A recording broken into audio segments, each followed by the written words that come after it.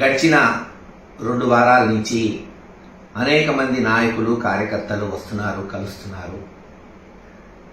వాళ్ళు అడుగుతున్న ప్రశ్న ఒకటే, ఏంటి సార్ ఇన్ని కార్యక్రమాలు, ఇంత అభివృద్ధి, ఇంత సంక్షేమం జరిగింది, మరి నిత్యం ఎమ్మెల్యేలు కానీ ఇతర నాయకులు ప్రజలకు అందుబాటులో ఉన్నారు, గడప గడప చేశారు, అయినా పార్టీ ఎందుకు ఓడిపోయిందని తరచూ అడుగుతూనే ఉన్నారు. జవాబు చెప్పాల్సిన బాధ్యత కూడా మా మీద ఉంది. ఒకటే ఈ రోజున ప్రతి కార్యకర్తకి, నాయకుడికి చెప్తుంది, సరే రాజకీయాల్లో గెలిపోవటంలో సర్వసాధారణం, మహా నాయకులు ఓడిపోయారు, మళ్ళీ గెలిచారు. అలాగే ఇది కూడా మనం ఒక స్పోర్టివ్నెస్తో తీసుకోవాలి. గతంలో గెలిచాం, ఈరోజు ఓడిపోయాం, రేపు తప్పకుండా గెలుస్తాం. మనం మన బాధ్యతని, ప్రతిపక్ష బాధ్యతని మరి హుందాగా నిర్వర్తిస్తూ ప్రజల్లోకి పోయి ప్రజల తరఫున అధికార పక్షాన్ని ఎండగడుతూ ఉంటే తప్పకుండా ప్రజలు మనకు అవకాశం ఇస్తారు. కానీ ఈరోజు ఓడిపోవడానికి సరే అనేక మంది కార్యకర్తల నాయకులతోనే మాట్లాడుతుంటే వాళ్ళు చెప్తున్న ఒక మేజర్గా 2-3 కారణాలు. సంక్షేమం బ్రహ్మాండంగా చేసింది ఈ ప్రభుత్వం, కానీ లోపాలు కనపడుతుందైతే ఉదాహరణకు మనం తీసుకుంటే లిక్కర్లో ప్రభుత్వానికి చెడ్డ పేరు వచ్చింది అనేది వాస్తవం. అనేక సార్లు మేము సజ్జల గారికి కానీ విజయసాయిరెడ్డి గారికి కానీ చెప్పడం జరిగింది, చెడ్డ పేరు వస్తుంది, దీన్ని మనం అధిగమించాలి అని. దురదృష్టకరం, చర్యలు లేకపోవటం, మరి దాని పర్యవసానం ఈ రోజున అనేక మంది కాదు, దాదాపు 20-25% మంది రోజు ఈ లిక్కరు తాగేవాళ్ళు ఉంటారు, ముఖ్యంగా సన్నకారులు. మరి వాళ్ళు ఏదైతే తెలుగుదేశం చేసిన దుష్ప్రచారం, నాసిరకం మందు, మరి ఇది పనికిరాని మందుని అత్యధిక ధరకి అమ్ముతున్నారని తెలుగుదేశం నాయకులు చేసిన ప్రచారాన్ని వాళ్ళు నమ్మారనే మనం ఈరోజు విశ్వసించాలి. అలాగే శాండ్ మీద ఆధారపడే వాళ్ళు, మరి ఎవరైతే కార్మికులు ఉన్నారో వాళ్ళు కూడా శాండ్ పాలసీ బాలేదు, వాళ్ళకి ఇంకా మెరుగైన పాలసీ కావాలని వాళ్ళు ఓట్లు వేశారనేది కూడా మనం నమ్మాల్సి వస్తుంది. ఇలా కార్మిక సంఘాల్లో మరీ ముఖ్యంగా ఎస్సీ, ఎస్టీ, బీసీ మైనారిటీల్లో లిక్కర్ ఒకటి, శాండ్ ఒకటి మనల్ని దెబ్బకొట్టుంటాయి.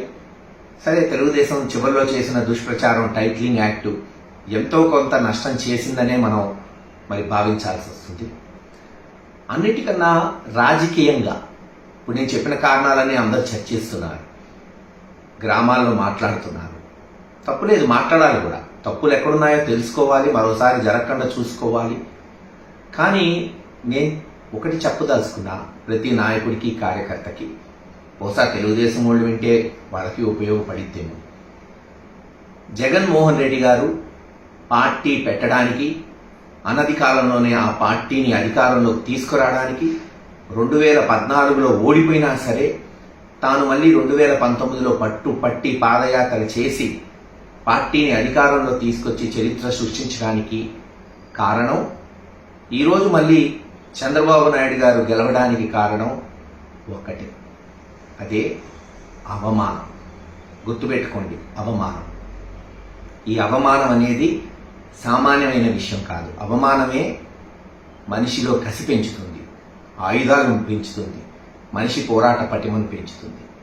చరిత్రలో మహాభారతాలు, రామాయణం చదివి పెరిగిన వాళ్ళం మనం.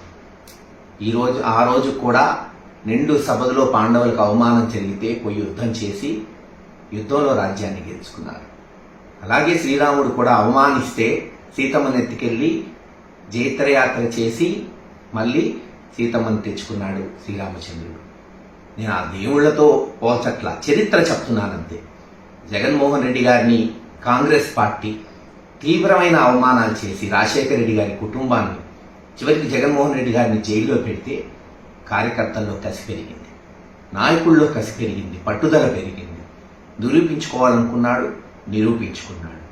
మరి అలాగే గడిచిన 2-3 సంవత్సరాలు కొంతమంది, నేను అందరన్నట్ల కొంతమంది వైఎస్ఆర్సీపీ నాయకులు వాళ్ళు మాట్లాడే విధానం, మరీ ముఖ్యంగా చెప్పాలంటే నిజంగా వైఎస్ఆర్సీపీలో ఉన్న నాయకులు ఎవరు కూడా మాట్లాడాల. తెలుగుదేశం నుంచి వైఎస్ఆర్సీపీ పార్టీలో వచ్చిన ఒకళ్ళిద్దరు నాయకులు తెలుగుదేశం నాయకుల్ని, ముఖ్యంగా చంద్రబాబు నాయుడు గారిని అవమానించే మాటలు మాట్లాడటం, బహుశా ఆయన జైల్లో పెట్టడం కూడా ఒక అవమానంగా తెలుగుదేశం క్యాడర్ భావించుంటుంది. కసి పెరిగింది, పట్టుదలగా పనిచేశారు. ఈరోజు పర్యవసానం మనం చూస్తున్నాం. కనుక ఏదైతే అవమానం అనేది ఉందో అది ఎప్పుడు ఎవరికి జరిగినా అవతల వాడు కష్టపడి పనిచేస్తాడు, సత్ఫలితాలు తెచ్చుకుంటాడనేది గుర్తుపెట్టుకోండి. ఎందుకు తెలుగుదేశం నాయకులు చూస్తున్నారని అన్నానంటే, ఈరోజు గెలిచిన వెంటనే అనేక గ్రామాల్లో దాడులు జరుగుతున్నాయి. కొంతమంది వైఎస్ఆర్సీపీ నాయకుల్ని, కార్యకర్తల్ని అవమానిస్తున్నారు. ఈరోజు వైఎస్ఆర్సీపీ పార్టీని కూల్చేశారు. అది చట్టానికి వ్యతిరేకమా?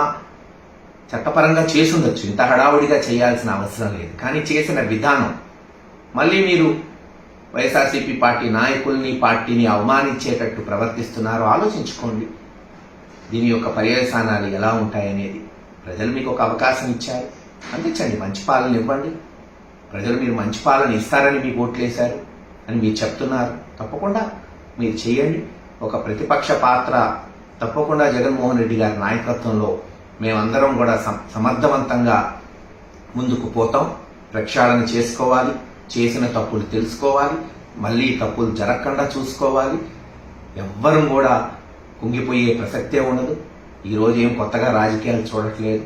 ఈ ఇంట్లో 90 ఏళ్ల నుంచి రాజకీయాలు చూసాం. అనేక ఎలక్షన్స్ గెలిచాం, ఓడాం. గెలిచినప్పుడు ఇక్కడే ఉన్నాం, ఓడినప్పుడు ఇక్కడే ఉన్నాం. తప్పకుండా హుందాగా రాజకీయాలు చేసుకుంటూ ప్రజలకు మంచి చేసే విధానంలో జగన్మోహన్ రెడ్డి గారి నాయకత్వంలో ముందుకు పోతామని తెలియచేస్తున్నాం. హిట్ టీవీ యాప్ ని డౌన్లోడ్ చేసుకోండి. ఇందులో short news, live news, entertainment movies అన్ని అవైలబుల్ గా ఉన్నాయి. Please download hit TV app. Hit TV యాప్ని ఫ్రీగా డౌన్లోడ్ చేసుకోండి.